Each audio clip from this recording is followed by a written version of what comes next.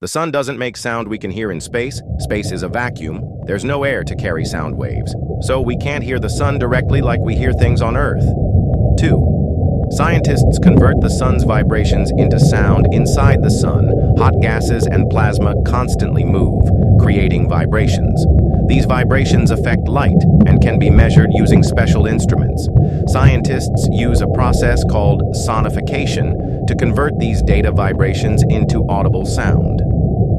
3. What does the sun sound like? The converted sound is a deep, rumbling hum, like a massive machine or distant thunder. It's eerie and powerful and gives a